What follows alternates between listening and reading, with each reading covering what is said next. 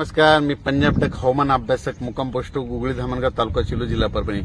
आज आहे 9 जून 2024 आणि मी आहे पंढरपूर भागामध्ये आणि पंढरपूर भागामधला हा पाऊस बघा, हा रात्री पाऊस पडलेला आहे। म्हणजे जवळपास 3-4 दिवसापासून सोलापूर जिल्ह्यामध्ये खूप पाऊस पडलेला आहे आणि हा देखील आहे पाऊस।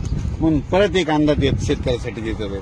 सर्व शेतकऱ्याला सांगू इच्छितो की शेतकऱ्यांनो, म्हणजे आज 9 जून 10, 11, 12, 13, 14 पर्यंत सर्व शेतकऱ्याला सांगू इच्छितो की राज्यामध्ये जवळपास 12 तारखेपर्यंत दररोज भाग बदलत पाऊस पडणार आहे। पण सगळ्यात जास्त पाऊस कुठं पडणार आहे म्हणून सर्व शेतकऱ्याला सांगू इच्छितो। राज्यात सांगायचं झालं तर पाऊस नेमका कुठं कुठं पडणार आहे, सातारा, सांगली, सोलापूर, कोल्हापूर, पुणे, तसेच नगर जिल्हा, नाशिक जिल्हा, तसेच संभाजीनगर, बीड, जालना, परभणी, लातूर, धाराशिव, त्याच्यानंतर तो पाऊस सोलापूर, पंढरपूर या भागामध्ये म्हणजे 12 तारखेपर्यंत चांगला पडणार आहे म्हणून हा अंदाज लक्षात घ्यायचा। उर्वरित राज्यामध्ये सांगायचं झालं तर दररोज भाग बदलत पाऊस पडणार आहे, चांगला असा खूप काही मोठा राहणार नाही। शेतकऱ्याला एक सांगू इच्छितो, जर शेतामध्ये जर एकीत वर असले तर पेरणीचा निर्णय घ्या, नसा पेरणी करू नये म्हणून हे अंदाज लक्षात घ्यायचा।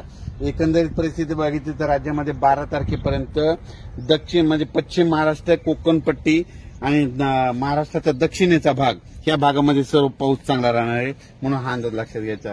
राज्यात सांगायचं झालं तर नंतर 14च्या नंतर परत राज्यामध्ये 15, 16, 2-3 दिवस थोडी विश्रांती राहील, पण 18, 19च्या नंतर परत राज्यामध्ये पाऊस येणार आहे म्हणून हा अंदाज लक्षात घ्यायचा। सर्व शेतकऱ्याला सांगू इच्छितो, शेतकऱ्यांनो, शेतात पाऊस पडल्याच्या नंतर जमिनीमध्ये एक ओल असले तर पेरणी करायला काही हरकत नाही।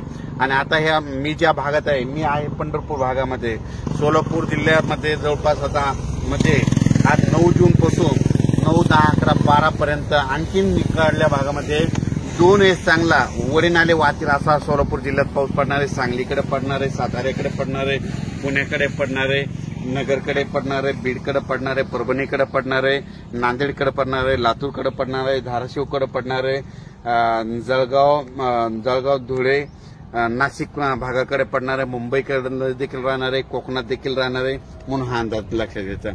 पण राज्यात हा पाऊस पडायला सगळीकडे सर्वदूरचा नाही, भाग बदलत पडायला, म्हणजे 2 दिवस या भागात पडतो की 2 दिवस दुसऱ्या भागात पडायला, म्हणून सर्व शेतकऱ्यांनी हा अंदाज लक्षात घ्या आणि जमिनीमध्ये ओल पाहूनच शेतकऱ्यांनी पेरणीचा निर्णय घ्यावा। अचानक वातावरणात बदल झाला तर परत एक लगेच मेसेज दिला जाईल। धन्यवाद।